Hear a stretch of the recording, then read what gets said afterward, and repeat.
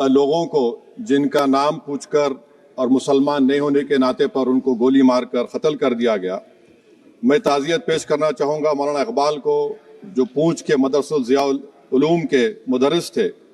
उस 5 साला लड़की मरियम को, जिसको पाकिस्तान की शेलिंग में उसका पेट फट गया, मैं ताज़ियत पेश करना चाहूँगा मैडम जैन अली और उर्वा फातिमा, इन दो जुड़वा भाई बहनों को जिनकी उम्र 14 साल थी, लांस नायक दिनेश कुमार को, बीएसएफ के सब इंस्पेक्टर मोहम्मद इम्तियाज को।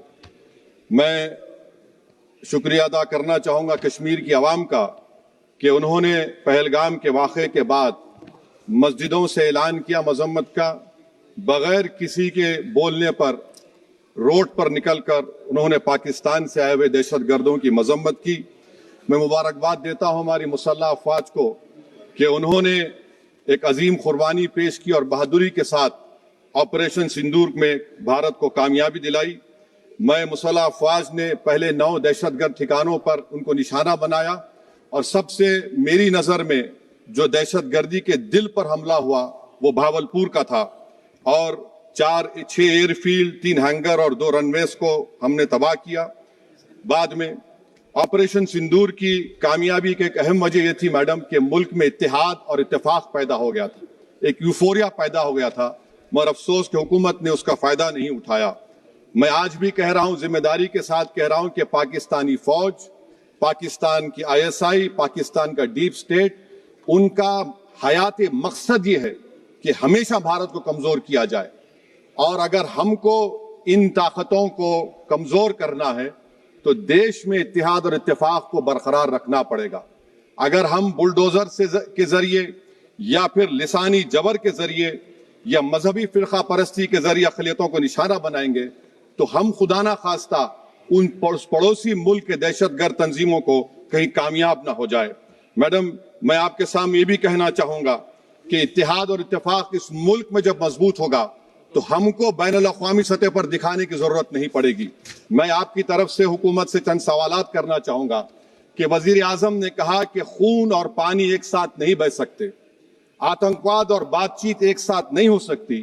तो मेरा सवाल आपके जरिए से वजीर आजम और हुकूमत से यह है, फिर जिन इंसानों को बैसारा की वादी में मारा गया था, क्या आपका जमीर इस बात की इजाजत देता है कि आप ट्रेड बंद कर दिए, पाकिस्तान का एयरक्राफ्ट हमारे एयर स्पेस में नहीं आ सकता, उनकी कश्ती हमारे पानी में नहीं आ सकती, ट्रेड खत्म हो चुका है डायरेक्ट इनडायरेक्टेड, आपका जमीर जिंदा क्यों नहीं है?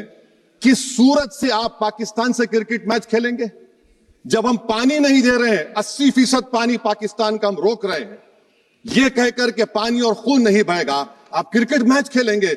मैडम, मेरा जमीर तो गवारा नहीं करता कि मैं उस मैच को देखूंगा।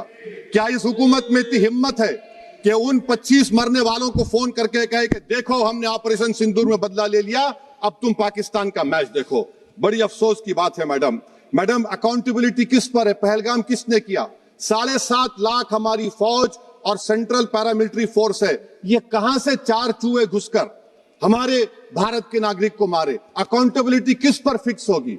एलजी पर फिक्स होगी तो एलजी को बरतरफ करिए, आईबी पर आती है तो एक्शन लीजिए, पुलिस पर आती है तो एक्शन लीजिए, मगर आप ये समझ रहे हैं कि ऑपरेशन कर दिया और हम खामोश लोग भूल जाएंगे। अकाउंटेबिलिटी फिक्स करना पड़ेगा। मैडम, डिटरेंस आपकी क्या है? आपने सर्जिकल स्ट्राइक किया, आपने बालाकोट किया, फिर ये पहलगाम हुआ, तो आपकी डिटरेंस की पॉलिसी नाकाम साबित हुई, कश्मीर की पॉलिसी नाकाम साबित हुई, 370 हटा दिया आपने एक रियासत को यूटी बना दिया और उसके बावजूद भी दहशतगर्द वहां पर पहुंच गए। तो और अफसोस मुझे इस बात का होता है मैडम कि पाकिस्तान को हम जानते हैं, पाकिस्तान और इजराइल इस पूरी दुनिया में एक फेल्ड स्टेट है और पाकिस्तान के आर्मी चीफ को, जिससे हमारे स्ट्रेटेजिक रिलेशनशिप है, जिसको अपना दोस्त कहते हैं, उस देश का प्रेसिडेंट उस शख्स को बुलाकर खाना खिलाता है अपने साथ जिसके भाषण से हमारे लोग मारे गए थे। तो क्या आपकी खर्जा पॉलिसी कामयाब हुई? आप देख लीजिए। अच्छा, हमारे देश में एक ऐसी तंजीम है जिसका वजूद नफरत की बुनियाद पर और मजहबी अज़वियत को फैलाने के लिए बनाया गया। उनको तकलीफ है सेकुलरिज्म से, सोशलिज्म से, मगर हमारे संविधान के प्रियम्बल में लफ्ज सॉवरेन है।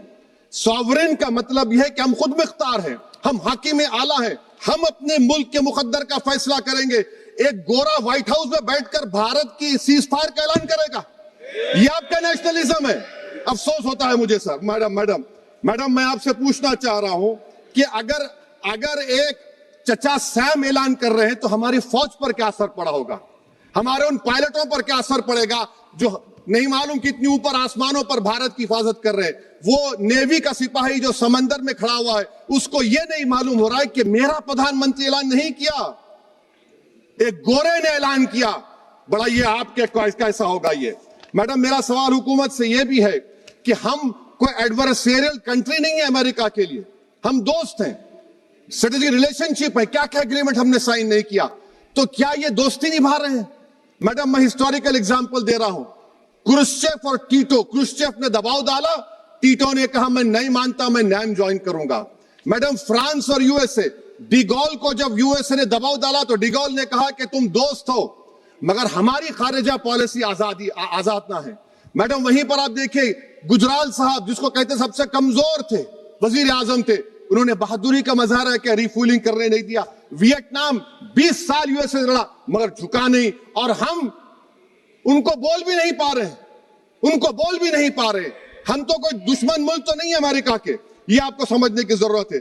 और मैडम यहां पर वजीर खारजा ने कहा वो चीन गए, डिप्टी चीफ ऑफ स्टाफ ने कहा कि चीन के इक्विपमेंट एक लाइव लैब था हमारे उनके लिए।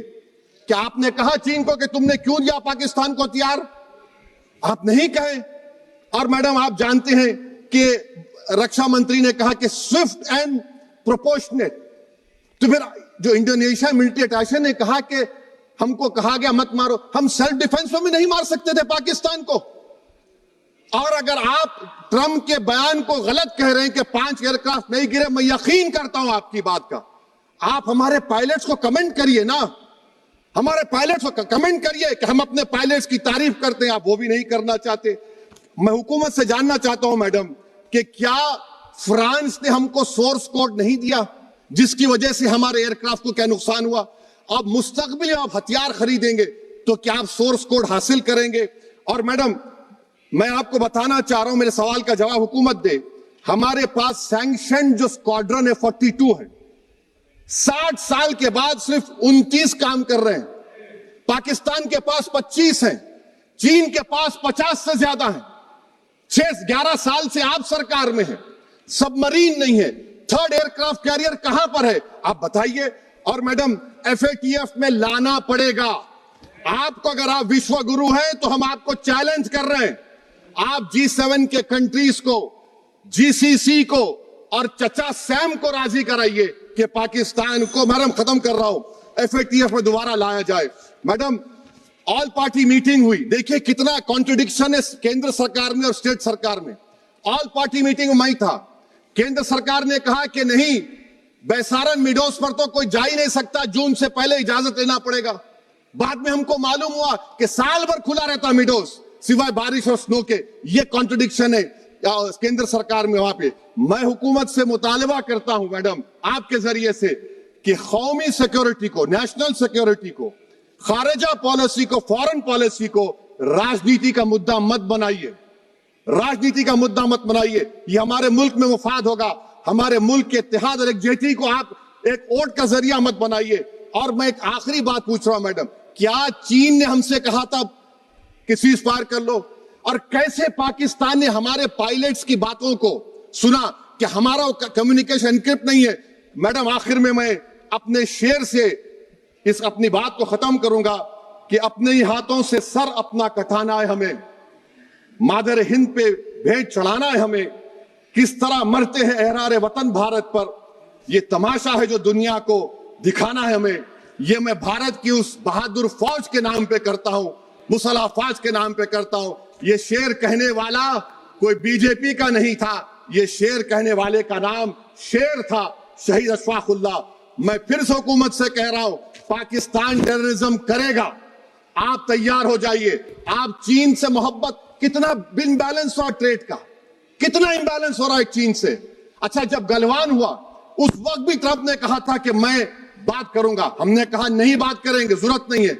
आज ट्रंप हमारे से पहले बोलता है इज्जत नफ्स भी कोई चीज होती है, इख्तिदार में कोई यहां रहेगा कोई वहां रहेगा, मगर इख्तिदार में इकबाल होना चाहिए।